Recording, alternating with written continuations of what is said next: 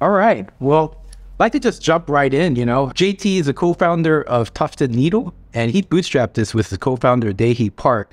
And it's just a fascinating story. Took it from $6,000 personal investment and scaled it to $250 million in revenue in just 6 years flat. What an incredible journey. He's been featured on USA Today, Entrepreneur, Recode, Mashable, you name it. He's been publicized on so many different startup magazines and TV shows. We're honored to have you on the show, JT. Welcome to the show. Thank you. JT, why don't you just kind of give a quick intro on, maybe your background, your upbringing, and, you're kind of up to finding or founding Tuft Needle. So I as a kid, my dad and my parents moved around a lot. So almost every other year I was in a new school district until I hit high school. Always been entrepreneurial. Sold my parents' car when I was to my bus driver. Had a small business in middle school, and then started out of high school. I started building my friends' computers, doing IT for small, medium-sized businesses. Wow. Then ended up at how old were you during that time? Well, I started that when I was 16. Wow. So you started really early on your entrepreneurship. I mean, it was video games. That was what it was like. So you install the games, then they don't work with the drivers or whatever. And so I had to learn how to fix my computers. My friends are like, "You fix my computers." I install a game. They're like, now building computers, started making my own. And then that led to helping small businesses build their machines and servers, and then VPNs and all that stuff. So it kind of scale out. So I ended up deciding I didn't want to do service.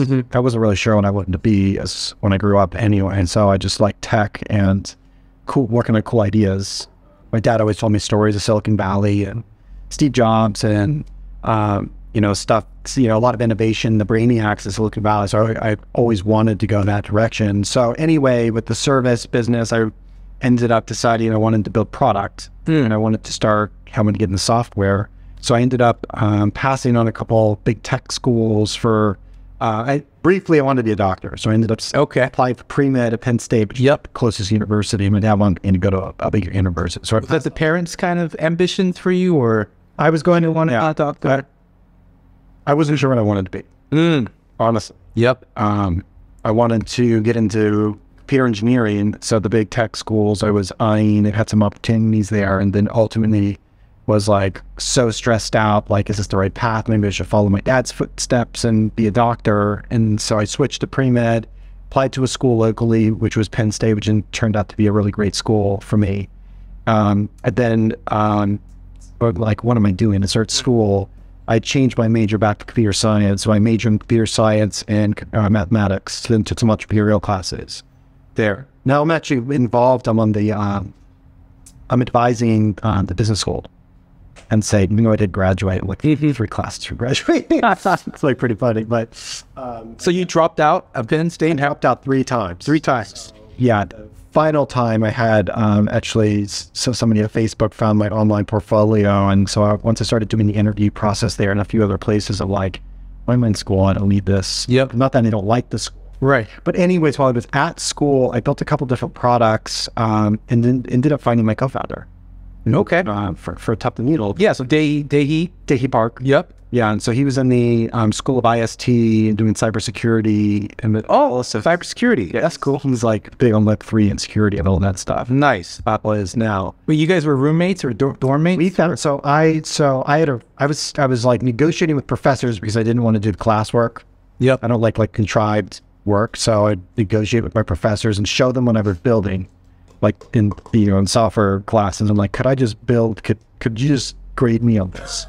And so some of them said yes, some said no, but one of the professors was like, you need to meet the person who was head of the entrepreneurship program that was even started. Yep. And so I ended up meeting her, and she's like, we'll build you a syllabus and you can get an entrepreneurship minor around this thing that you're building. Wow. And that's how I got connected into the business school.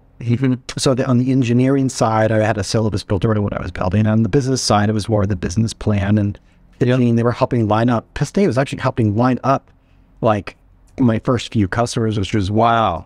But we ended up suggesting I go to an entrepreneurship club. Yep. And I mean, at that time, becoming more extroverted, but I was introverted, and I wanted to just stay in my apartment and code. And so, but she's like, you know, you can meet other entrepreneurs and learn what they're doing. You could share what they're, you know, what you're doing with them. Yep. So I went to this club. I got excited, worked up my confidence, and went. And I noticed really quick that it's all talk, and there wasn't a lot of like actual building. Right. And so I didn't really find that I was on the same. I couldn't find peers. Not to say that there wasn't possibilities with other people, but I was really looking for other builders and makers. Right. And that seems like how you, in the past, like built up your experiences through actually building. And that's funny you say that, because at our school, NGT Academy, it's all about building projects versus going through a bunch of text. Yeah, and it's like, you know, I don't know how to do something. So you start with my hands. I learned that from my father. He's a polymath. He's just a genius with many, many different forms of his scale of understanding on different areas is always inspiring. Mm-hmm. And so he gets his hands dirty, and doesn't know how to do something. He'll fix stuff in the house, build live steam locomotives. He'll take blueprints from steam engines, scale them down. He had a metal working shop and CNCs and blades and all that stuff in a garage. So I grew up with that. Wow. And so you know, he was always like, if you don't know how to do it, just roll your sleeves up and figure it out. There you got to learn on the job. Yep. And so anyways, so I ended up, she said, how did it go at that club that I sent you to? And so I was like, well, I'm not sure I want to go back. It was for other makers. And she goes, it's funny you should say that. I have another student who I sent. Yep. Who's an entrepreneurship minor. Yep. He said the same thing. Maybe the two of you should meet. So then I meet up with Daehee, and I'd known him all along. Like the things, you know, those people you sit, it's like you. Yeah. And so you sit down and you're like, we've known each other this whole time. Like we just met. Yep. So, you know, I was teaching him, he's a brilliant marketer. He really understands the perspective of like a customer. Yep. And I'm like the product person. So I was teaching him how to code. He had a business in school, put himself through school. He was teaching me about marketing. We'd always talk about doing something together. Yep. So zooming forward, I leave school, he leaves school. Yep. He goes to work for a big data company. I end up in Silicon Valley making a name for myself out there for helping build like engineering, design teams, thinking product user experience. What is it we're solving kind of a deal. And so I ended up, the final company I was at before starting our company, Daehee, we needed somebody to be the director of marketing and to do business development and all of that. And I'm like, I know the perfect person. I haven't talked to him in a while. I call him, he flies out, decides to join. And this company, you know, I really liked the founder and the team I was working with, but honestly, like the idea wasn't really a problem. And that's what I started to see what the difference was with a lot of failed startups and the ones that succeeded. Yep. Because behind all of these like star companies, there's hundreds and hundreds of like copycats and all these other companies, hundreds. Yeah. So I get out to Silicon Valley thinking I'm going to find all this innovation, and like, not really. Brilliance, but not a lot of innovation. Not to say that there is. Right. And it seems like they're raising money with ideas that are just like interesting, or it's like this idea or this company or this startup that's succeeding, but it's got this little bit of a tweak, and it's like, sure, tons of companies like that. Yeah. And Company Around was a little bit like that. And so after pivoting 3 times, I was just like, you know, like losing bits of my soul, bits of my time, working 60 to 80 hours a week. I've got a wife. Yep. And so I'm sleeping at the office under my desk. So is Daehee. And it's like super stressful on us. And I'm like, you know, I'm done, you know, launching a product. We had a ton of funding. We do all this marketing spend, lastly, to find out people aren't interested. And they kill it too, right? They're killing. It's like we're pivoting. Based off of somewhat change the direction, an idea of another investor. I've got a lot of friends who are really great investors, but it's like, you know, I don't want to waste my time like that. I'm okay searching, you know, and experimenting, but you know, I'm investing so much of my life into my brain power, my energy to these things. And so I get excited, and then it bombs, and it's just like, emotionally, it's hard. So we get to 6 months or so there, and I basically had to take my co-founder for a walk and break the news to him. I'm so embarrassed that after you recruited him, you pitched in. I pitched him, and I'm like, I think before I go toxic, because I'm all big on, you know, supporting the idea or leave.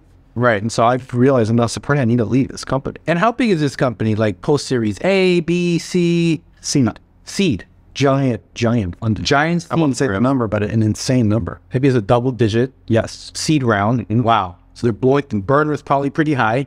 Oh yeah. But the thing is, like, when you've got that kind of money, like, you know, you can have a team of 12 people for how long? Forever? Yeah. So where's the fire to find it? Right. I see. So they had a lot of cash in the bank, small team, right, spitting 100 ideas on the wall. There's a lot of whiplash. Very much to one extreme.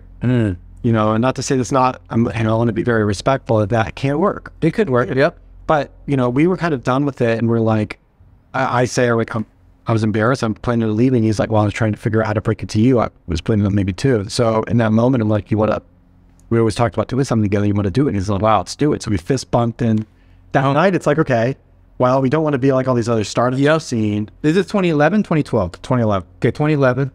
Actually, I think this was early 2012. Early 2012. And so you don't have the idea of Tuft Needle, right? This is just like, hey, let's do something together. So we're like, it's like, okay, if we're going to go about this, looking at the patterns of the companies that work, what seems to be the things that work? Yep. And so number one, start with a problem, not an idea. Yep. And so we were so burnt out on investors. So we end up going to the other extreme. So let's pause here for a second.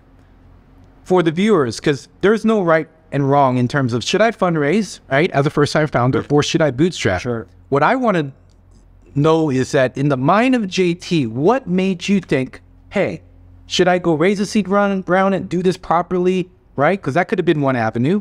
Or I'm going to bootstrap this thing. Walk us through that decision framework. Bootstrap or nothing. That's what we wanted. And honestly, we came up with some really... So let me just... Why is that? Why did that come out, and why did Daehee? We wanted to control our own destiny. You know?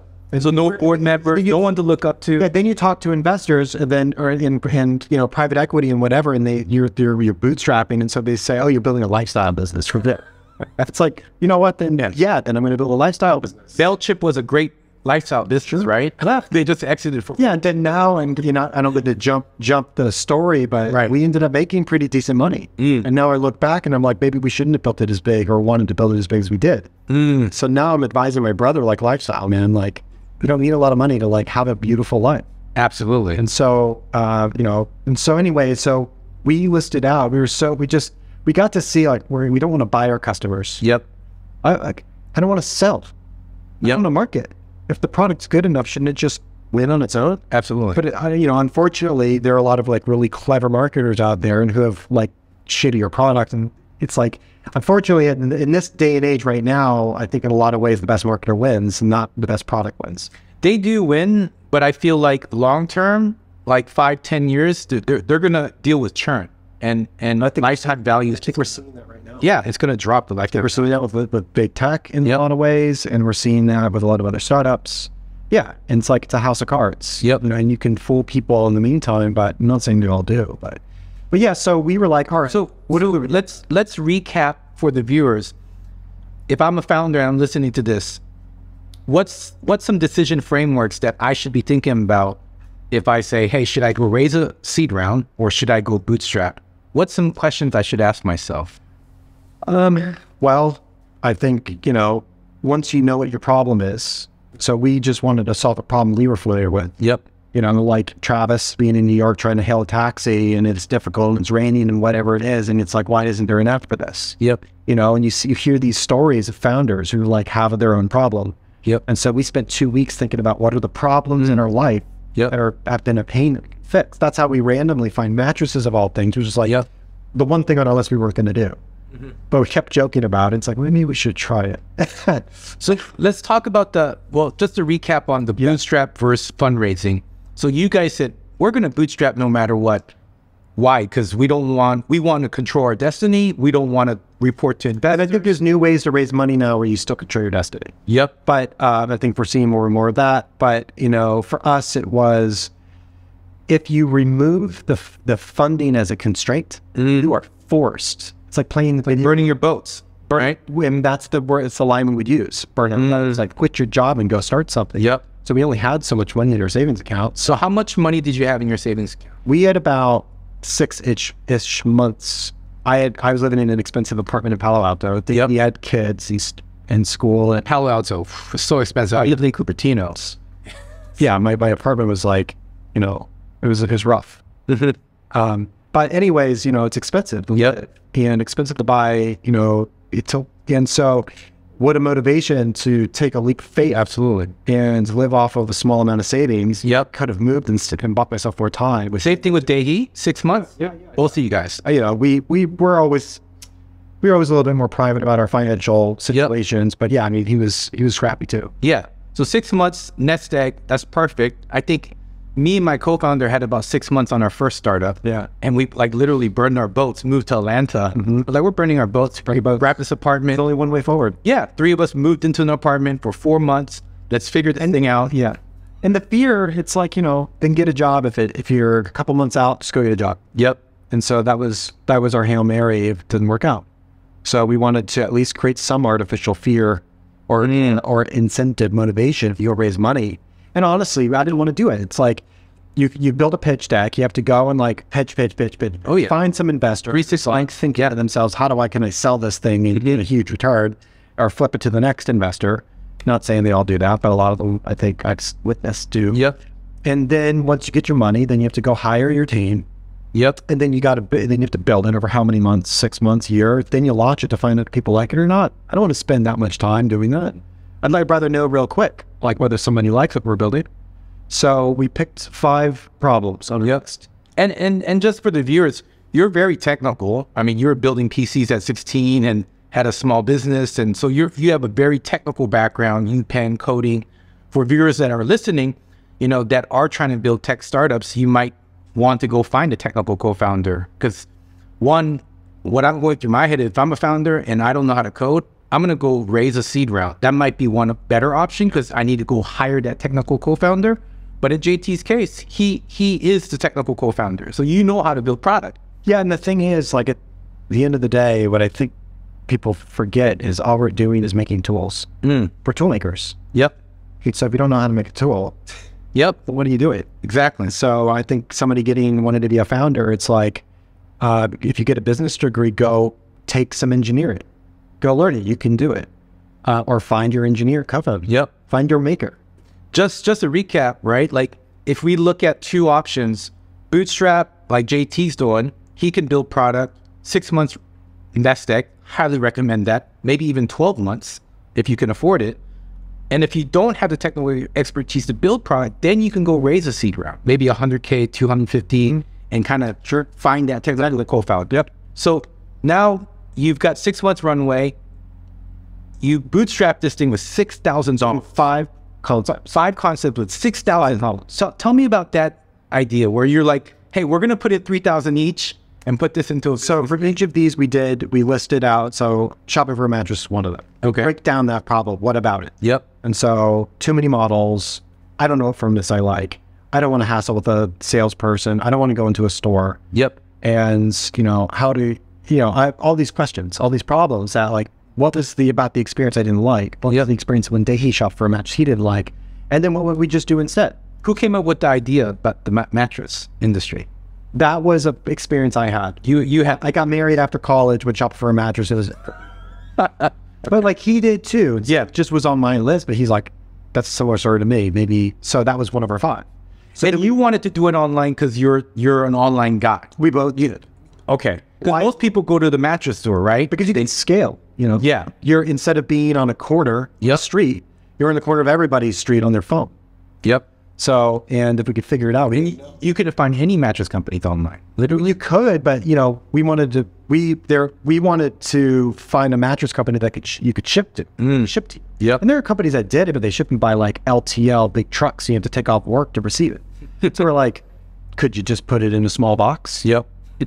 So we had to figure that out, but you know, we ended up making a machine that all the other bed-in-a-box companies use now. But anyway, so number 1, mattress. Then you have 4 more other ideas. So further ideas. So we break down the problem, what would we do instead, and then we shorten each of those lists to a pitch. And so we built a fake website. It was a real website, but the photo stock image of a mattress. That's cool. We broke down, it's like, all right, so here are all the problems. So one mattress model instead of a lot, one firmness works for everybody. and maybe a free trial shipped straight to your door. No salesperson. Any salesperson would be just us to start, but we basically are not commissioned. So like, we want you to just get the best mattress, you know, service, you know, returns, you know, gypped, and it's not hard to return, and all these other tricks and games. We're going to go into all of it, but and then what are the fewest of these that would have convinced us to buy from a mattress company you've never heard of? Sight unseen. So we reduced that list, converted that into a website, a photostock image of a mattress with a credit card form, and we integrated the Stripe early. We authorized but not capture your money. So at least we knew. And I wouldn't necessarily advocate for this. Is a little gray because I'm telling like the secret sauce. Like we did some testing and You did testing, you know, we launched the site. Daehee launches an ad, an online ad. And then within 15 minutes, somebody's hammering the processing button. And we're like, holy shit, I found it. So we had 4 other ideas. 2 of which have validated just like that one. Okay. And one was like vitamin. Basically, the idea was the vitamin packs. Which pill pack started later. I don't know if we inspired it. Custom vitamin. Like, pill stack. It went viral on Reddit. So that was another one. But the supply we were going to have to raise money. So we'll like strike that one off. I'd have been a bigger company, but we didn't want to do it that way. So then we had a few others. One of them was a B2B business. It was a product for software companies that Daehee had insights when he was whipping up big data. And so we built a PowerPoint presentation. We actually went to, like, we pitched to executives of huge companies, and they're like, we're in, but we want a full trial. We didn't have the money to support ourselves that long. So stroke that one. Tuft Needle of the mattress idea. So in June of 2012, we launched that site. Ad, somebody clicks. They're like, okay. How long did that take, that process to test? A week. 1 week. Yeah. Then from there, we shut that site down. And then from June of 2012 to October of 2012, it's like, all right, well, are there even factories that can do this? I've never made a physical product. Well, let's go back. Going back to the purchase, how many people purchased the mattress? Well, they were trying to purchase. Somebody was trying. We didn't even have a mattress. They were hitting the process button, but we didn't have a product. It was a fake brand. So they didn't actually put the credit card in? They did, but it wouldn't authorize it. It wouldn't authorize it. It would authorize but not capture the fund. There's a form and like the way the transactions work behind this. So how many orders did you get that you're like, all right, this is it? One. You got one order and you're like, okay, this is it. This is not a credit card decline. The system error. And then we're like, all right, within 15 minutes, if we sold another one in 15 minutes, we're doing the math on the napkin, like we could be ramen profitable quick. But we have to make a mattress. So we shut the site down, and right at that night, June 2012 to October 2012, we had to figure out if we could even find a factory to make one. The more we dove in, the more we're like, oh my God, like it's bad. Like not only the customer experience, but the product, and the way the margins work, it's like, whoa, it's not good. Like there is huge markups. Like the mattress I bought was for several $1,000s. You could manufacture that for $100. So like, and so I go in and I'm like getting more and more angry. Like, we need to fix this. So I'm on a Tempur-Pedic. It's like $6 or $8 grand. What's the margins on that mattress? I don't know their margins. I see. You know, and I'm not talk about specific companies. But it was a well-known brand that I bought from. Wow. So when I learned about the supply chain, I'm like, you got to be kidding me. Wow. Of course, there's a lot of investors in this industry. So anyway, so we start Tuft Needle. This is what I'm thinking. We start Tuft Needle officially, and so it's supply chain, figuring that whole thing out over the summer, and we launch in October of 2012. $6,000 to a bank account. 6,000 and 3,000 each. 3,000 each because we needed. I think it was. I'm not gonna say the name of the bank, but then the bank is a big chain. Needed to put so much money in. And then we had to write checks, so that money went in to open up our bank account. And then we launched the site, and just like we did, it was 15 minutes. We started making sales right away. Wow. So within like, I want to say 8 weeks, we were ramen profitable, which means we were able to pay our bills. And buy ramen noodles to stay alive. So I ended up moving it from Palo Alto to Phoenix, Arizona. We can't survive here. You guys both moved. Well, and so we ended up finding, we both moved into, so I went to a remote marriage, somebody white stayed in Palo Alto to kind of ramp down the apartment, and then I moved out to Arizona and lived on Daehee's floor in his apartment. Wow. So it was Christmas. So anyway, that was October 2012. We get the ramen profitable. So, and what is ramen profitable? You guys being able to pay yourselves a salary or pay bills, keep the lights on of it. And go to the grocery store and buy ramen noodles to stay alive. Which is a huge relief because now we don't need to get jobs. And so, all right, so that's our minimum. So we wanted to go, our minimum was we just wanted to be financially independent. That's financial independence to me. Yep. And if we can go big and disrupt something giant, great. And you guys are both in your late 20s, right? When I founded this? 26. 26. Yep. I was 26. And then we skipped the part of the 6-month mattress manufacturer hunting. Like, I'm just automatically going to China, like Korea, like you guys. We wanted to make it in the States. You guys want to do it in the States. And so what made you think about, oh, we can actually find a manufacturer that produces cheaper mattresses? I couldn't find websites. Yeah. I think they happen now because now they're like looking for the next Tuft Needle to call. Right. But yeah, so I couldn't find them. I found a trade magazine, and I use a piece of paper and a pencil and a phone and I start calling. And I'm like, I found a salesperson who must have had a boring day. And I'm like, I cut my mattress open. What's this component? What's that component? I'm like, I don't know what this fabric is. It's not a woven or a knit. And he's like, that's called ticking. Yep. And then it's like, that's called memory foam. That's called whatever foam. And so it's, and I'm like, well, who makes these companies? Like, well, this company, that company. Is out writing down their phone numbers, start calling them, navigating the social network of a phone book, basically. It doesn't have to be that complicated. No, I think it's like scrappy, down to the basics. So you just pick up the freaking phone, just make phone calls. And then the salespeople they're like, who are you? What company are you with? I'm like, an entrepreneur. They're like, no, hang up. Yeah. So then I rented a car and I drove I literally would walk onto their factory floor. You go to this big industrial park. Warehouse. And all the doors are locked during business hours. Like, what's going on here? So I drive around the back. I see trucks. I just like get out of my car and just hop in. There's no sign that says I can't. And I'm like, look for a salesperson. They're like, oh, Jim over there. So I sat down with them and it's like, hey, so we have a meeting? I'm like, no, but I just walked in. He's like, I have to get in. He's like, all right, well, I'll take the meeting. So I ended up doing that to find the guy. That's epic. So eventually, we found somebody to make our mattress and we start shipping it. So we launched the company and look it up, which when we registered the site, October 2012. Yep. And then Robin profitable within a few months. Wow. Huge relief. Yep. And then the following year, we relocated to Phoenix. Yep. We worked out of Daehee's apartment and eventually found an auto transmission shop that had a front office available, super scrappy, right? Yeah. Working in cafes, and then we moved to this auto transmission shop on Apache Boulevard in Tempe, Arizona. Mm-hmm. And then we started, our brothers, my brother Tyler and his brother Gunny started, so our first employees. Nice. They did customer service. Yep. So we brought family in. I think totally work with family as long as you set expectations. Sure. So I bring in our family to keep costs. So we do $1 million in sales the first year. Wow. Which isn't much if you break it down, like take margins out, take out a bit of advertising. It's still a lot. 0 to 1 million is a hard for first time founders. So then the following year we do $9 million. Wow. That's when the 900%. That's when the other entrepreneurs see it.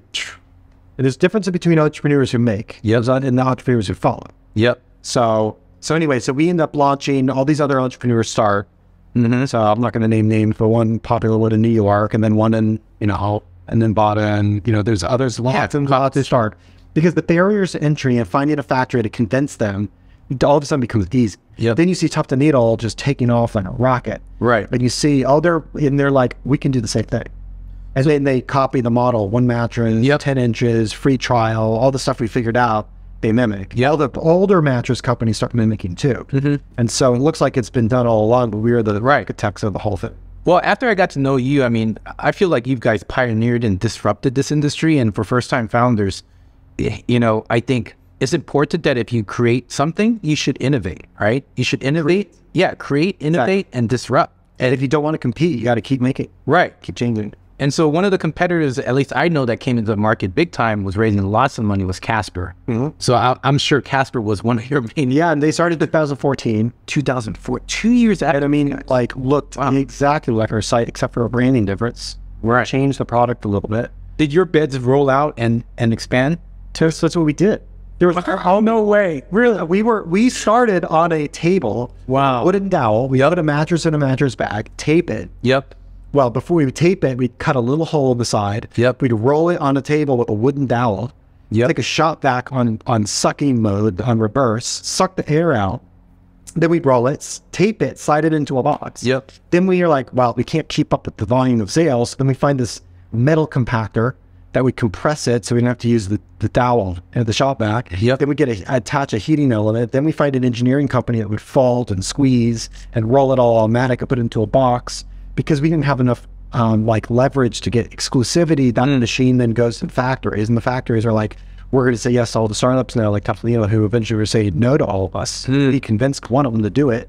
Now they're saying yes to everybody. They got the same machines, they use all the same software, all the process that we helped them innovate. So we basically built the factory, they did the work, but we helped the factory build their factory to cater to Tuft Needle, which then became the factory for all of our competitors. Wow. Which now looking back, the competitors were super helpful because all their money they were spending raised awareness. It did. We just continue to grow, bootstrap, right. And getting comfortable with shopping for mattresses online. That became the new norm. So looking back, I'm like, actually pretty thankful they spent all that money. Because it accelerated us. But, and you know, we had to play the game different. We couldn't do giant subway takeovers at a huge washer in New York City to try to buy our customers. We had to be profitable all the way. And we didn't raise any money. That's what's incredible about the story. Two set of founders going on two different paths, literally. Casper raising, I don't know what they raised at. I know it was on the nice 9 figures. And hundreds of millions of dollars, 6,000 bootstrap, and seeing identical path, but then Casper not being profitable. And it's kind of the Silicon Valley Kool-Aid, right? Like they don't worry about profits. Now the sentiment's changed a lot. So it's different, but in the past, it's like just grow at all costs, and they're just burning to massive. That's not cheap anymore. I don't care about growth. I want to build a great product, solve the problem, and the company will find its size. And if the customer is taken care of, and the employees are taken care of, and you know, and I can feel good about what I'm doing.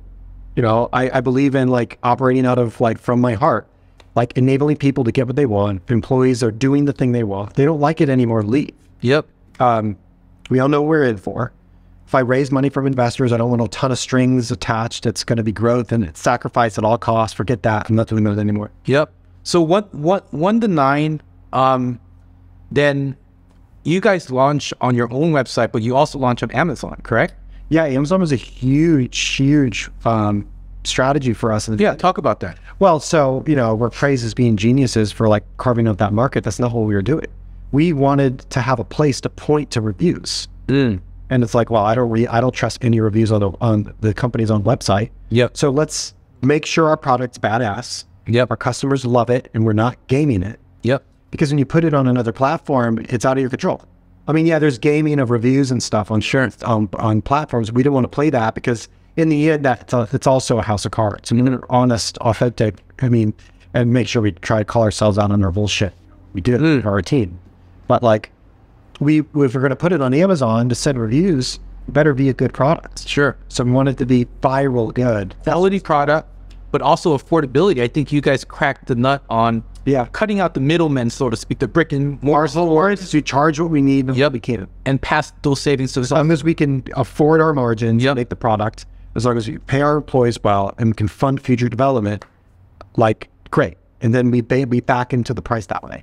And when you launched, like, how much was your typical mattress, like, on average? $1,000. $1,000 mattress. Nice. So you do 1 to 9, and then from there, how many employees are you at? At 9, we grew to 13. We moved out as a transmission shop. Then we moved on to Grant Street, behind the baseball stadium downtown Phoenix. And a really cool building.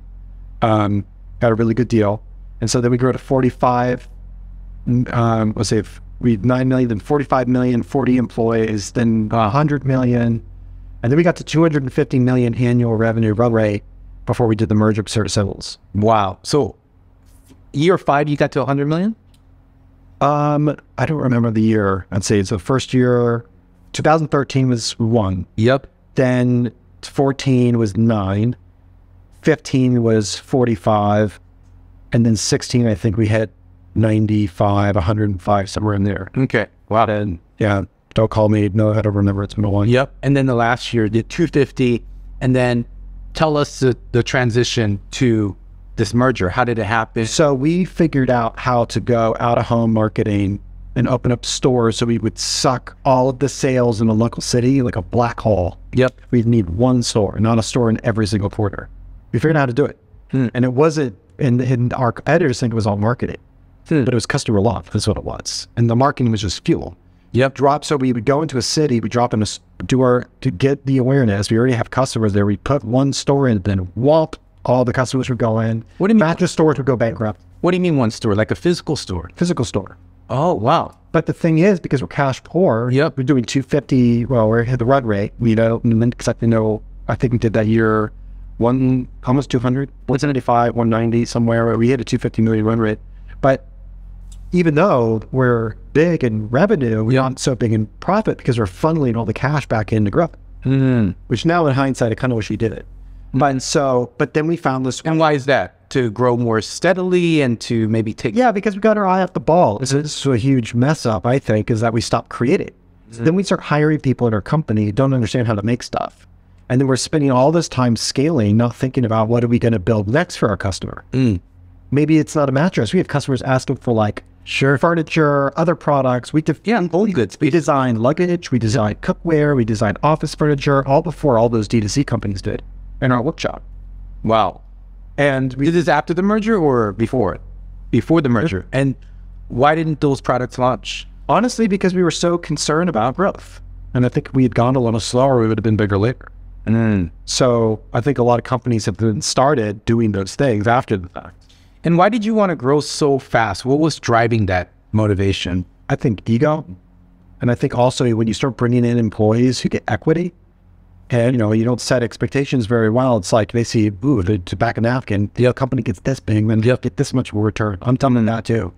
I want to hire people that are about the impact first. Yep. It's not money first, it's impact the team first. Yep. So that's my new game. I see. So anyways, I think it was more about growth and scaling, and could be at $1 billion. I think we wanted it. Everyone wanted some liquidity, it seems like, sooner rather than later. The game. Yeah. And they got a lot of them got major liquidity. Sure. Once we actually did the deal. Right. But only 8 years in, typically it's like 10 plus. So most companies bond so it's, I think of all the people who did, a lot of them were very thankful. I was super thankful. So we ended up finding a way to expand our marketing. Yep. And go into these cities fast. But being cash poor, it was like a 6 to 9 month turnaround. So we're like, all right, so we need to raise money. Maybe that was time. So we start looking around. And then 2018, 2017? That was 2017. So we started looking around. Yep. And then word gets on the street, Tuft Needle's raising. And then now we get mega juggernaut companies talking to us about acquisition. I didn't want to acquire. Yep. Daehee. We wanted to do a merger. Yep. We want Tuft Needle to win, and to be customer first. Yep. So we find certain Simmons and we're like, all right, they're not what we thought they were, an enemy. Yep. And so they want to be customer first. We're like, our goal is to make the market, the industry customer first. Yep. It doesn't have to be Tuft Needle, but it'd be cool. And if Tuft Needle gets to be the number one, we would set the standard that others follow. And a lot of companies did follow our standard that we were setting. But you get in at a giant company, then it's like turnkey, boom. We rate it like a pirate ship. Sure. Pirates. And then we make them customer centric with all their brands. And then then Tuft Needle accelerates. They have the skeleton key to unlock all of the stores that we want to expand to. Yep.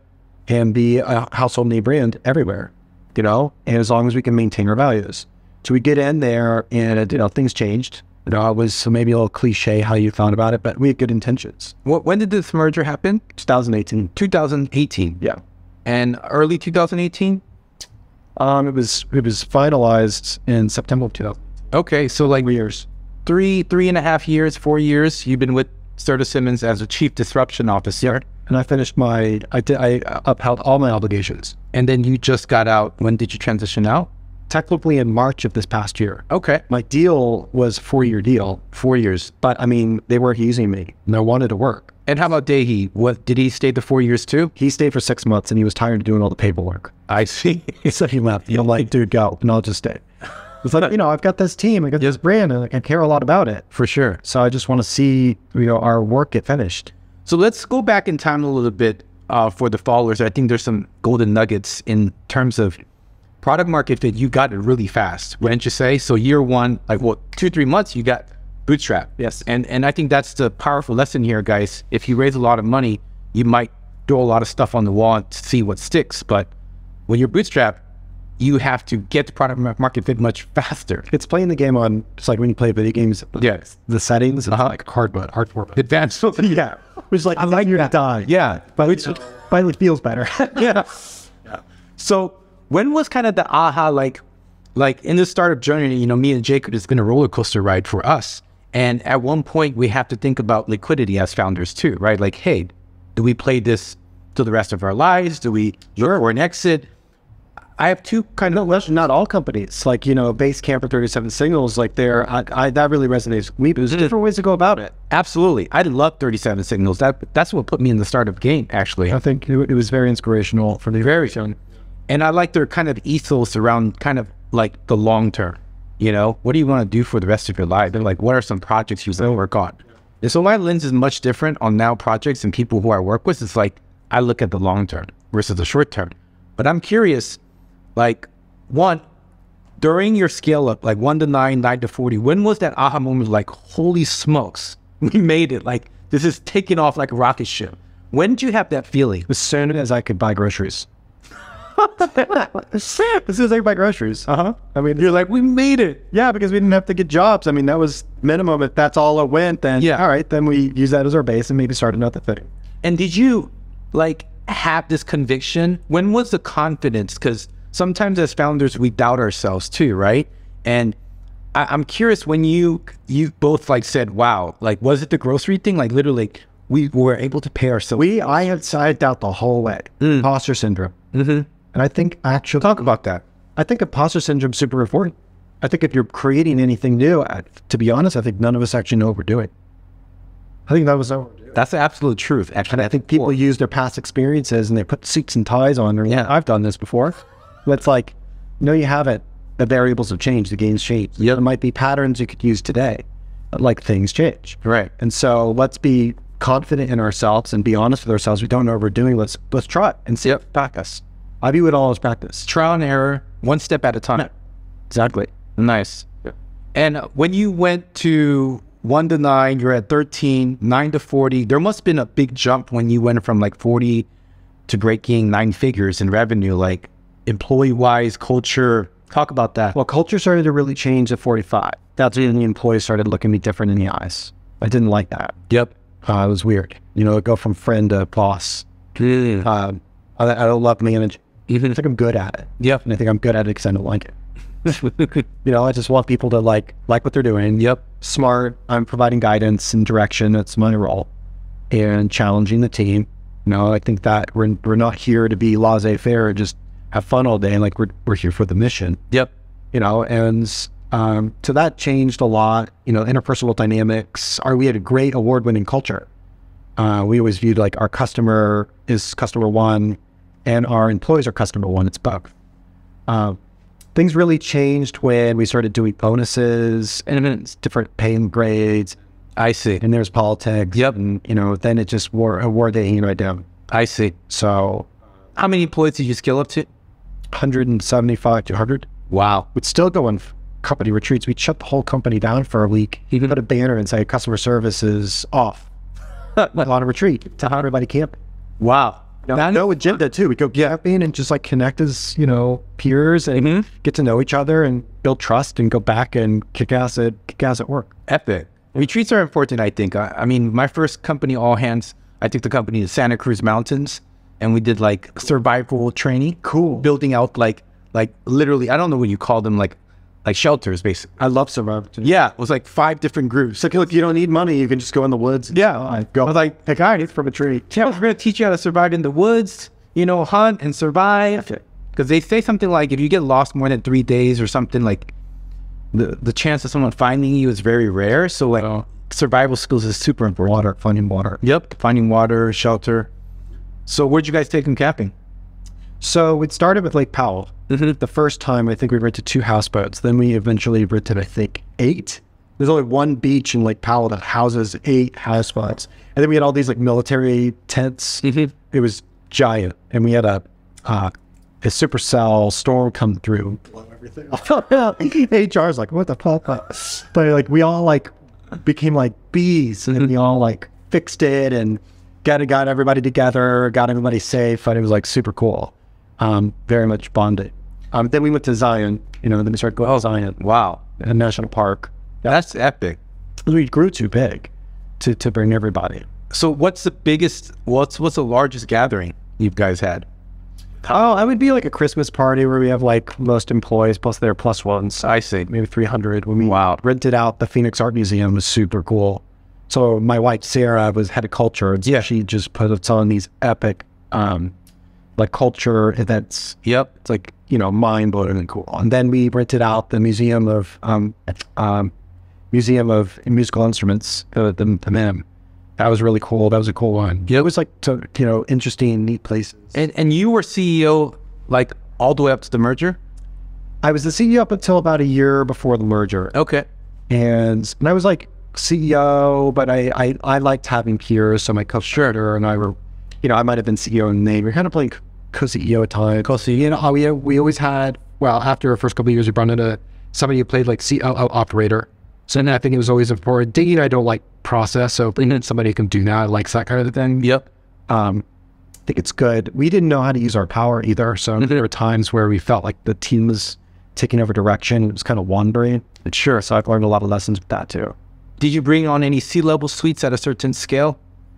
We would, for the most part, promote from within, which I think there's pros and cons to that. Yep. So if you were to rewind time and you were to rebuild this thing, how would you do things differently? I'd go way slower. I'd focus more on like making sure we're innovating. Marketing shouldn't be holding. I think it's like, what is the customer saying? The products, the customer experience should be pulling it along and making the marketing job easy. Yep. So go slower after you get product market fit, right? Yeah. And then once you get product market fit, I think you can still go slow to go bigger, faster later. But I think, I also wouldn't be like, let's grow till the nth degrees. Let's find the right signs of wherever it kind of finds its path. Then as founders, we can decide if we're going to keep going or hand it over to somebody else to run. Cool. And, let's go build another thing, find another problem to solve. Yeah. Would you have expanded the product set much faster? Yes, absolutely. It's like offering linen, pillows, goods. I think we could have done that sooner. I mean, we expanded products, concepts. We were building the Tuft Needle of all these other brands, all these other areas. Yep. So I would have, that was the path. But where I really like to spend my time is in the R&D lab. Yep. In our workshop, which is what I'm doing now. So, but yeah, there's a lot of things I do different. So that R&D lab, you were really you really enjoyed creating new products, it seems like, and bringing them to life. Did you get whiplash? Were you sad about not shipping those products, or what happened there? Yeah, because, you develop the product and we have to figure out the supply chain, and all the team members are all dialed on hitting the goals and the next thing. And it's hard to keep up with all that. So it'd have been easy if somebody kind of helped do that for us. We went a little bit slower. We had another team going and expanding a little bit. So how come none of those products shipped? Was it because the merger was about to happen and then? Right. I see. Yeah. Okay. That was one reason. We were also getting a lot of pressure with all the dumping. There's inter-country dynamics and politics. There's a country dumping product. Yep. Selling product at cost. It's like it was impossible to compete with. So actually I'm very thankful for some of the tariffs. Got to, make it easier to survive as an American company. Otherwise, we were sort of checkmated and having to ship all of our manufacturing overseas. So that was adding a lot of pressure. So we were looking to do something else to, that's the way it's going to go. It's the way it's going to go. What's some habits, or let's talk about some habits. I'm a big proponent about just rituals and habits. Yeah. Because sometimes, we wake up and we might not feel a certain way, and we're always our biology is changing every day, right? And so I think it's very important to have these habits to make sure that we're productive and we're creating a sense of, or creating our own vibration or energy when we come to work. Yeah. What's kind of rituals or habits that you've done in the past that helped you become a really strong founder? Remembering, every day, reminding myself why I'm doing what I'm doing. Shaking off any energy. Yep. Like negative thoughts and whatever, and, focusing and meditating on like what I value, which is like, I value life, I value loving others, peace, I value my family, And then like, what's my work that I'm doing and why am I doing it? And like, it's a coffee, then running through, I have a trigger list. Nice. Like a top 10, just like checking off first thing, like balance, am I balanced? And what am I doing for, myself, my body? What am I doing? Like, what am I going to do today for my body? Like jump on the trampoline, go to the gym, whatever, go for a run, even if it's just stretching, in the sun. What am I going to do with like my family and, my house and my dog? And then it's like, okay, work. Yep. What are the customers thinking? How are they feeling? And I just kind of, every day has different trigger lists, and it's sort of like, what's one thing I can do for each of these things? Nice. And so that way, every day I'm doing one important thing in the areas that matter to me. So that's what I do. That's awesome. In terms of meditation, what kind of practice is meditation? Honestly, sometimes it's just like laying on the couch with my eyes shut, just thinking. Yeah, absolutely. I'm a thinker. Yep. And stillness, just thinking too. Yeah. And I love to, like we were talking about this before, like do a lot of different things. I have a lot of hobbies. Yep. A lot of other interests like motorcycling and skydiving and, I practice body movement, martial arts and gymnastics and stuff like that. I'm always changing and experiencing and keep changing, even if it's just like sitting and playing some video games here. Yeah, absolutely. It's just experiencing life. It's like, life happens and it zips by. Like, what do you're working, but for what? So as long as I'm having fun and doing something that matters, good impact, and I'm spending time with my family and remembering, like, I don't like to be alone. So these relationships, it's like my dad would say, like, don't win the battle, but lose the war. Like, right. Relationship with my wife and my family and my loved ones, like, is important. So, and also myself. Absolutely. I think these are things that I think about these days. It's like less about like, what new toy can I buy or new place can I travel to? And it's more like, maybe I don't need all those things. And that's just like, they're toys and that's icing and the cake is the journey. Yep. It's the experience as you go and that you're doing stuff that's fun. That's a mic drop right there, right? The journey is so important. And we get wrapped up like, oh, I'll be happy when I get this house. I'll be happy when I buy this car. Or I'll be happy when I can go on this vacation. And it's design your life where you can enjoy the present moment, right? Exactly. That's powerful. Now, have you found more balance, like obviously after the exit or after the M&A, right? Because in the first few years, you probably was grinded, right? A lot of hours. Oh, well, no? Tell us about that. The first year was slow. Really? Yeah, because we didn't have any money for marketing. No. So, then once we started really getting a lot of traction, then it got fast. So I lost myself in work. Wow. Interesting. And so more like 40, 50, 60-hour weeks? I think in the first year, and I'm just now saying, like maybe $20. Okay, there you go. Like, what do we do? Yep. It's like, we can only make so many phone calls. Yep. We don't have money for our marketing budgets. You have to manufacture the bed. You have to wait. Yeah, then you get these things set up and it's like, well, we don't have enough work to do. So I start writing code for the website and automating behind the scenes. And so eventually our customer service agents were eating like 10, 20 of our editors. Yep. So we did have the software. It was a little bit cart before the horse. I'm very pragmatic until not because I'm bored. I see. Then once it started really catching fire, then I was overworked. I see. When was that? Year 2, year 3? Yeah, I would say 2013 when we really started, and that's when we did $1 million in sales. That's when it started really catching. When did you hit burnout? Because we all know there's a burnout period. Constant. Talk about that. I mean, the first year we were in I've heard like the pit of sorrow. So there was times where like, is this thing going to even grow anymore? Yep. Do we still want to do this? Mattresses are so unsexy. This is before, we built into a sexy, cool brand. Yep. People wanted to be a part of. Like, it's one of the reasons we moved to Phoenix, because like tried convincing a Silicon Valley brainiac or engineer or whoever to drop the golden handcuffs that they're cushioning, big tech company, salary pay, benefits, whatever, or leave the startup they co-founded. Yep. And then to join a ventures company. And then if it's like, then you get the mercenary types, I want to join. And then if they don't get enough equity or they pass their cliff, and you'd find another startup, and there's no loyalty at all. I'm like, Cliff, for the viewers, what is Cliff? So, the standards and the patterns that are changing, I think, but, if you... Typical 1-year Cliff. It means like, whatever percentage, how many options you're part of your benefits package when you join has been carved out for you. You earn it over time. It's not given to you all up front. And usually it's over several months, like month. So if it's a 4-year package, it's split up equally amongst 4 years by month. But to protect the business, you have to stay for a year before activating the first year. So that prevents, people coming in like sycophantic types or people who maybe fits from getting equity before, the company's found a good fit. So that's that's more on the side of protecting the business. I think it also helps to protect the business, the people from themselves too. Oh, absolutely. I highly recommend the 1 year cliff, especially with co-founders, the early employees, because you don't want them to take a big chunk of the equity and leave at 9 months. And co-founders too. Yeah, even co-founders. So we did a 4 year, 1 year vest cliff. And I think that's very important to protect the company and protect your shares. Yeah, because if a co-founder, like after 6 months, is like, I don't want to do it. Yeah, if they take half the company, you're screwed. Yeah, so give it back. Give it to the person who wants to stick around. So, but if you spent a full year in, then you get 1 quarter or 1/8 or 1/6, however many years you're going to do. And so, you get paid for the early work. 1/48, 12 months. You get 12 months all at once on the 13-month mark, and then off you go.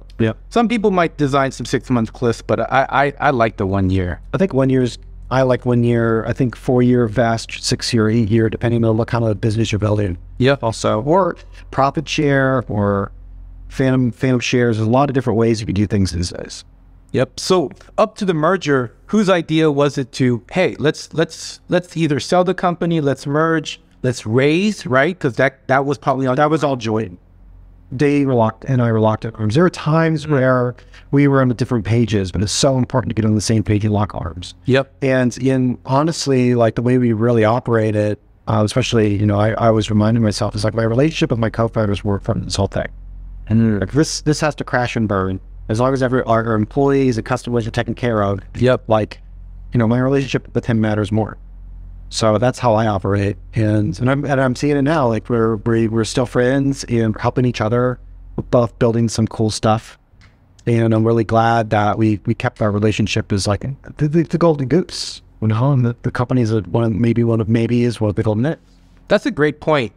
As founders, I think sometimes we will burn relationships, or we will tear each other down because all this kind of stress, of building a corporation.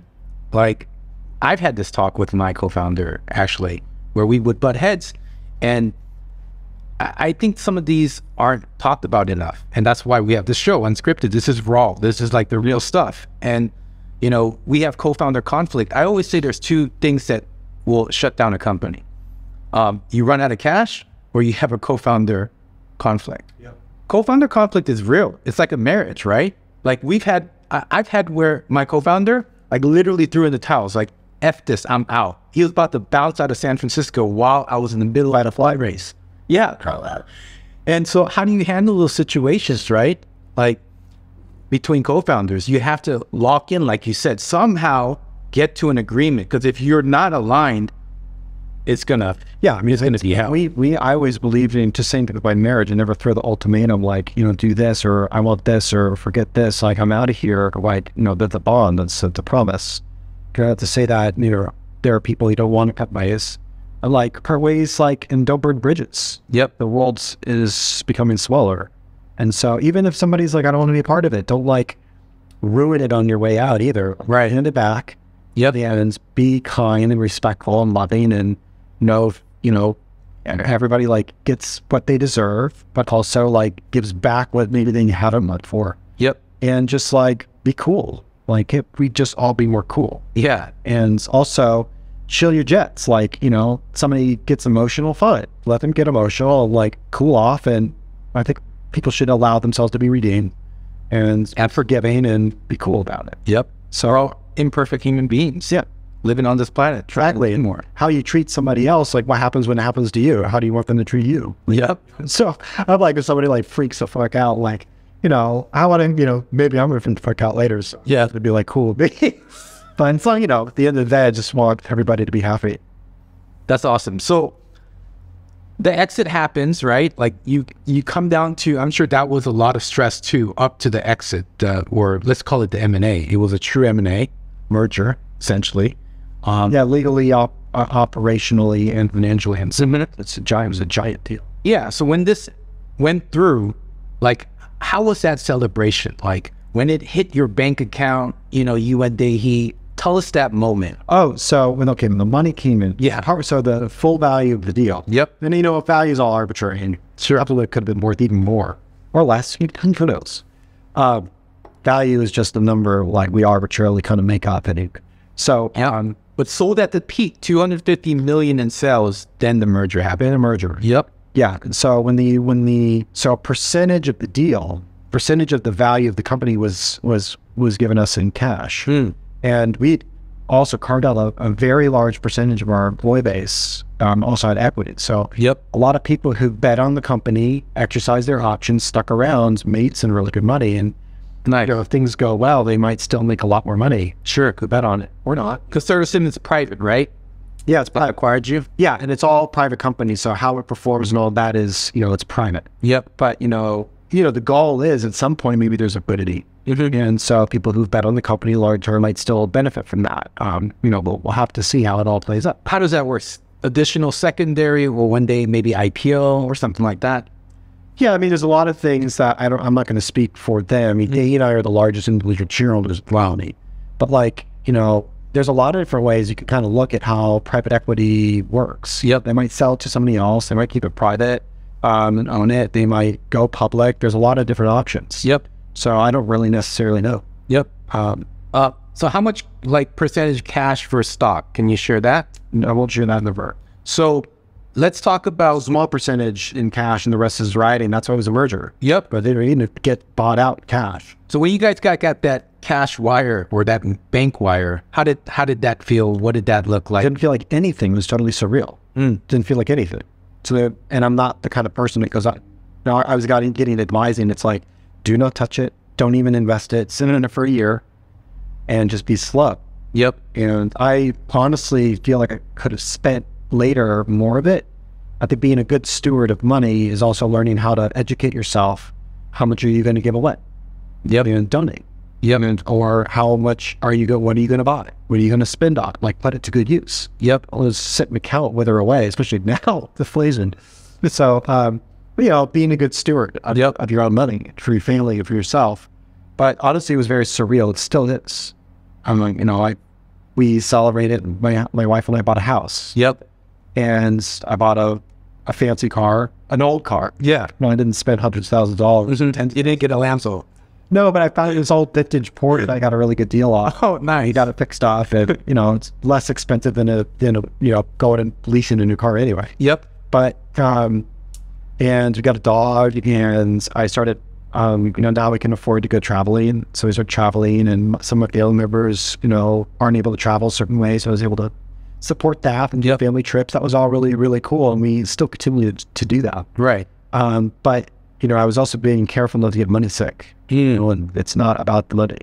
But it does relieve, like, I don't have to worry about looking at the restaurant bill as much as I still do. There was a time where I was just not looking at the restaurant bill at all because it's like, oh, I can afford these things now.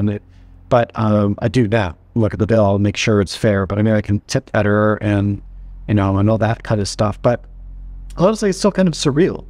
I think it's like, for me, it was a very slow change. But honestly, after the deal, and after it's sort of like there was less and less work for me I was the chief disruption officer at Service Simmons. It was very difficult to do that at a big company that has so much manufacturing and so much process, so many managers and all that. My job was to break glass, and I did. But a lot of the, you know, I'm not sure if I could talk about it or not. But anyways, like, I got bored. Yep. And so that was a whole thing. And you served like almost 4 years, like literally. Yeah. Right. And as I went and I started backing out, I was really working to replace myself so that I passed the bus test we would talk about. So, like, I'm not needed. The company can live without me. And so, yeah, there was a period of time where I got really bored. And I had a friend, you know, I was stressing that I was losing momentum. And like, am I going to find my next company? And what I'm going to do?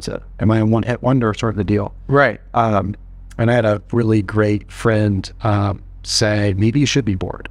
You should just be bored and just think and relax and just trust and, you know, and maybe it'll synchronistically pop up. Yep. So it has been this quickly. So But yeah, I mean, I think it was good to take a break, and I'm very grateful that I have the luxury to be able to do that. Yep. In the meantime, it can happen with family members, get on their feet with stuff, and if I'm, kind of beat the path, trailblaze, we figured it out. Yep. And I'm helping my friends and family and other entrepreneurs do that too. Amazing. And I think it just like what I love about startups, I'm an immigrant. I came from Seoul, Korea, and came from nothing, right? And like lived in complete poverty.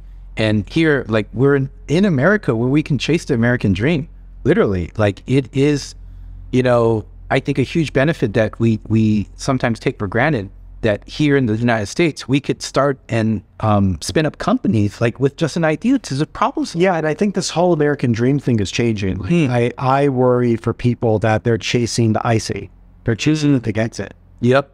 What if there is no exit? What if it bombs? But you could have enjoyed the whole way. Yep. And so I think that the American dream is just the fact that you can do it. You can do it. You can have, and maybe you can have fun. Yep. And if your company crashes and burns, whatever, start another one if you want to. Yep. Get advising to help maybe reduce some of that risk. And if it succeeds, great, that's icing. But like, I'm done chasing dopamine of getting a reward at the end. And for sure on the way. Along the way. I love that analogy. Now you have an exit under your belt. I guess for my point is just if your family is not wealthy and you as an entrepreneur can change the game for your entire family where they don't have to worry about finances, I think that just changes the game for your generation, for your family generation. And that's also being an example too. It's like you want to win the lottery and then blow it all. Right. It's like getting advising how to even like manage money. Yep. And like, how do you not blow it? If you're going to give money or help family members, how do you do it in a way that's like not going to sacrifice your relationships later? Absolutely. So I do believe in actually helping family if it's done with good expectations and slowly.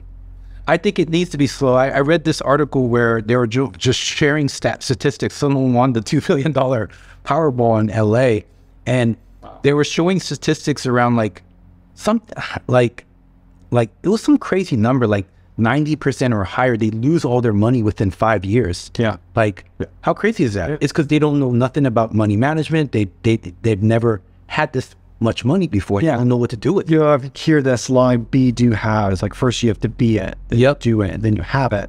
And it's like, it's like have, do, be. It's like how you become a millionaire once you have all the millions before you become a millionaire yet. Yep. So, and this is like, a Rich Dad, Poor Dad book, and in that author and or Dave Ramsey, when he talks about other really brilliant people, like teach how to be good stewards of your money. Yep. And manage your money well so that, you can enjoy it and also not lose it and contribute to the growth and impact of other businesses and be able to share that with your family, and et cetera, as you go. So it's a lot of stuff to learn. It's just so much content. Yep. Can get to the, lost. I was in the corporate world as an engineer, and what I found with the Rich Dad, Poor Dad, kind of the whole quadrant where he talks about like employee, self-employed, but to build true wealth is you either start a business or you invest in other businesses. And that's why I love the startup game, whether you bootstrap or run a VC-backed company, is that you're going to be able to play in that upper quadrant, Yeah. Like starting your... You've got to invest. And then eventually... And so starting your own thing is investing your energy. Yep. So you get energy from the sun, you get energy from eating food that's converted into calories and, body energy. You got to put that and channel it into something that matters. Yep. Or you take your money, your dollars, and you put it into things that you believe in and let it grow.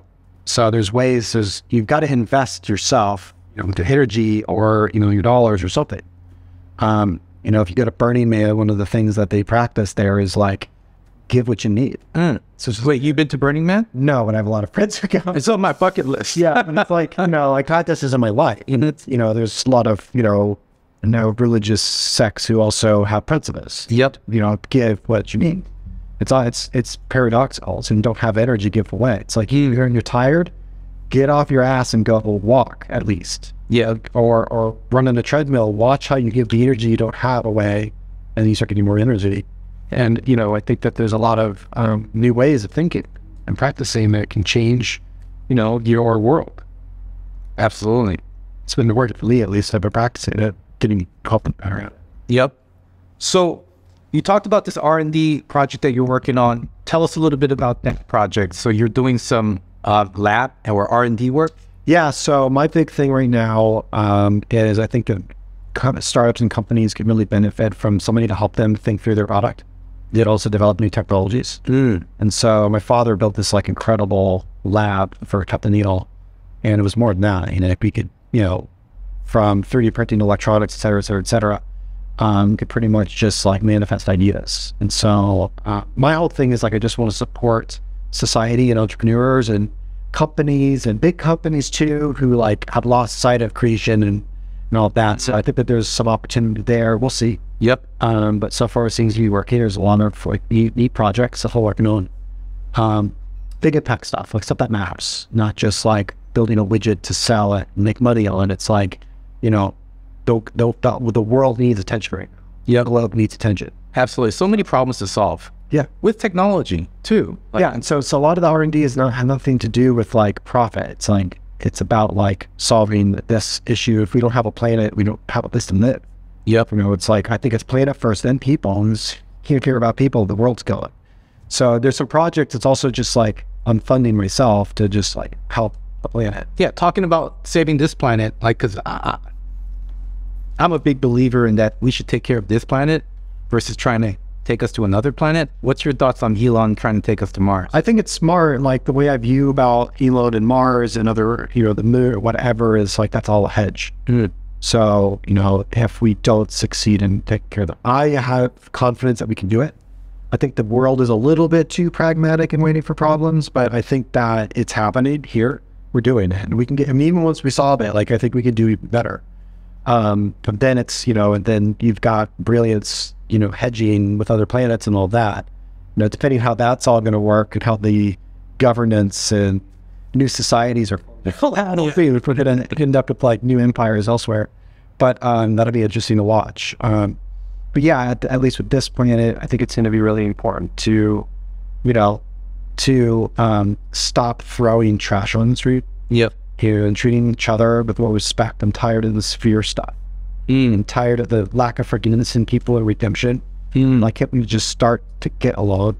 Yep. You know, forgive, not forget either. I'm frustrated with that. Like, why do we have to like cancel everything and forget everything? Yeah. There's a reason history is important, so it does not repeat itself. Yep.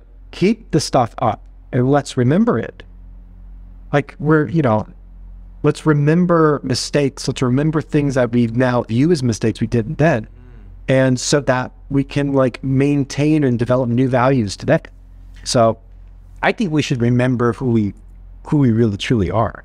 I think that's like, if you could remember who we are, I mean, including history and not repeating itself, then we can get to a place where we can really serve humanity. Yeah. Right? I agree.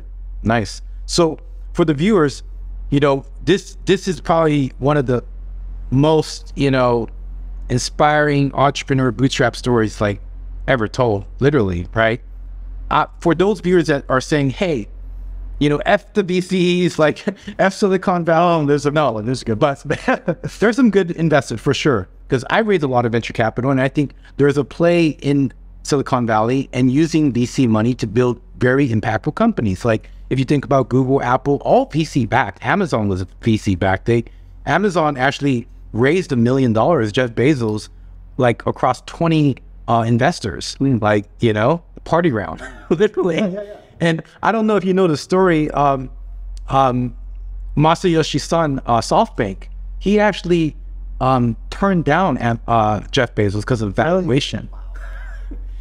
Yeah, his biggest regret in investment history. He said it on an interview, which is fascinating. That's what I told you. But for the viewers that say, hey, man, I love JT's story. It's inspiring me. I want to bootstrap my next idea. Tell the viewers, what are some things that they should think about going down this path of taking an idea and bootstrapping it? Start find a problem. And it's just look in your own life. And if you don't know and you're struggling to find a problem to fix, you know, meditate on it. And when you write it down, you start to think of more. I love this idea. This is really a golden gem here. Start with the problem, but if you have experienced the problem directly yourself, that's where you can scratch that problem, right? Whether you know a corporate environment or it's a personal issue. Because you're using it. Exactly. So I love that. What else? I think also seeking shared experience. So, read books, talk to other entrepreneurs. Yep. And find your shared experience and finding your advising as you go as well. Yep. I think advising is really important. There's a lot of wisdom out there, but I would say also be careful not to get caught up in the paralysis to analysis and reading all the books either. Like, try to burn the boats and go and take the plunge. Yep. And if you fail, okay, do it again. Yep. And if you do it again and keep going until you find it. And if you don't want to do it, join a company that's doing it. And not everybody has to be an entrepreneur.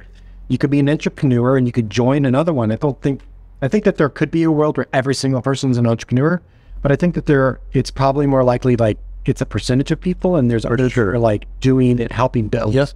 And people and entrepreneurs can change and follow and be.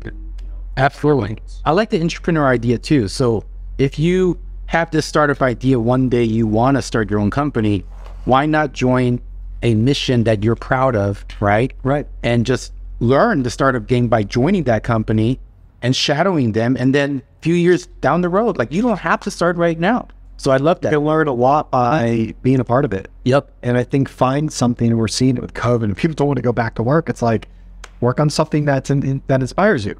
What's something that's cool? Yep. And then now you can jump out of bed without hitting the snooze button over you.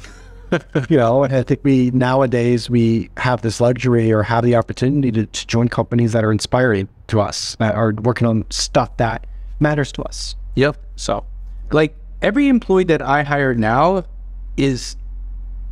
I have to check the box, like they love our mission. If they don't love what I found is the ones that love the mission and the impact they're making, they're the ones that thrive in their work. Completely agree. Yeah, and it's helping people find flow. And as soon as they feel that they're no longer, inspired, they should go. Yep. They should leave. Share feedback, and if it's still, you're still not finding it, like leave. Because I feel like we do our best work, but we're in flow. We're actually doing the things we want to do. Yep. Surrounding yourself with advisors, I think that's great feedback. So like connecting with other entrepreneurs, other founders, maybe joining an ecosystem, right? Yeah. Okay. Exactly. I like that.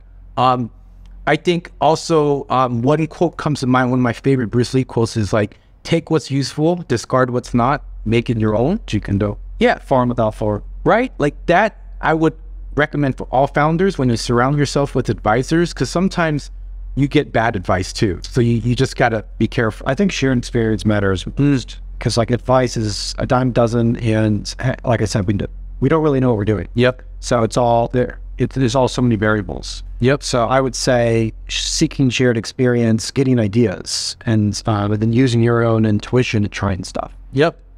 And then 3, save 6 to 12 months of runway. That's fun. And then figure out how much do you need to get product market fit. For these guys, it was $6,000 and they got ramen noodle profitable in 90 days. But that number might be different for you. So right? Same for everybody. Yep. Yeah. Anything else you want to add on to that? Well, without overloading with too much information, I think that's a good start. Nice. So those are 3 bullet points. I think it's like, it's as an entrepreneur, it's a battle of self. Yep. And it's okay to have imposter syndrome and to have some fear of the unknown and all of that. I think that's all very natural. And I think it's actually pretty healthy. Absolutely. I think fear is also a catalyst to go into courage and love. Yep. And that's very powerful. Yep. Don't want to be stuck there, but it could be the catalyst. Totally agree. Yeah. Awesome. What other projects are you working on?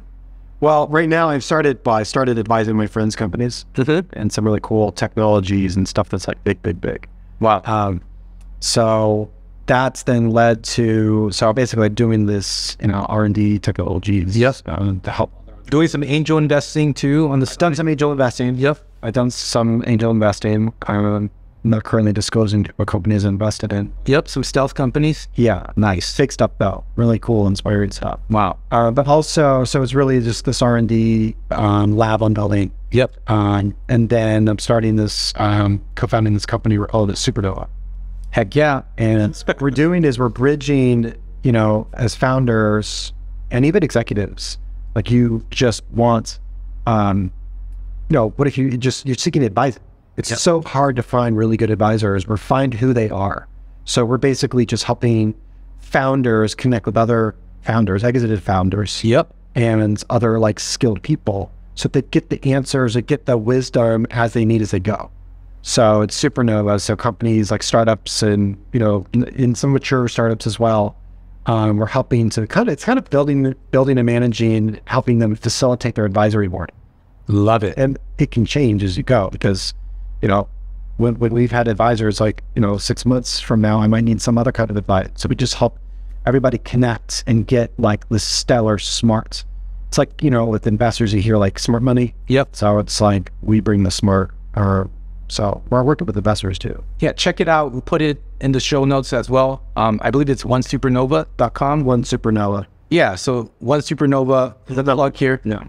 Yeah, and I love this concept. Like when Barry, brought it to me, I was like, whoa. Yeah. Like I've been dreaming about this concept. I told Barry, and like things manifest, and there's no coincidence. And when Barry kind of reached out, I was like, wow, like I've had this in my head for a while. Yep. And why? Because when you get an investor like cuts you like a 7 million check, they're going to sit on your board, right? And then you might get some board observers, but I would like to say 8 times out of 10, sometimes these partners, they're great investors. Don't get me wrong. They see patterns, things like that. But what I found is that they lack operational experience, being in the trenches with the founders, with the startups, because not every VC started his fund by building and scaling and exiting. They come out Ivy Leagues and go into an associate, and they have no idea. There's a lot of brilliance in that, right? Too, financial engineers, but But even on our board at sort of Simmons, like we've got, an executive that's just super badass who turned around the gap and advises other big tech companies, and he gets hands on. Yep. That's inspiring to me. But but a lot of times these boards, it's, I'm not really sure what they're doing for the company. Yep. Succeed. Yep.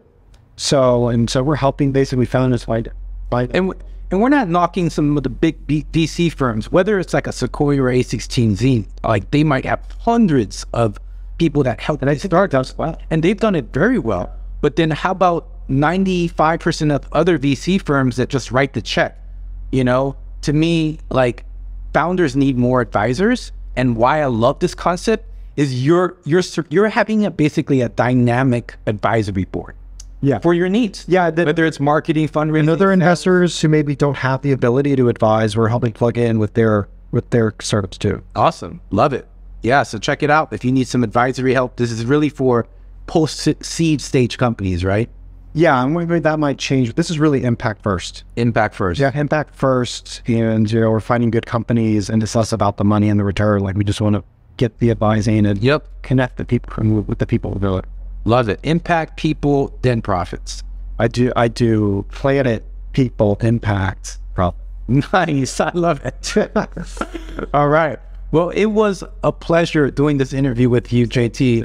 I think there's so much golden nuggets and gems here. And if people want to get a hold of JT, how could they get a hold of you? Or I'm not on social media. JT@hey.com. Okay. I'm up the Hey email service right now. Yep. Super cool. It's just JT@hey.com. Okay, awesome. Well, it was a pleasure. Thanks for being on the show. All right, cool. Thank you. Yep.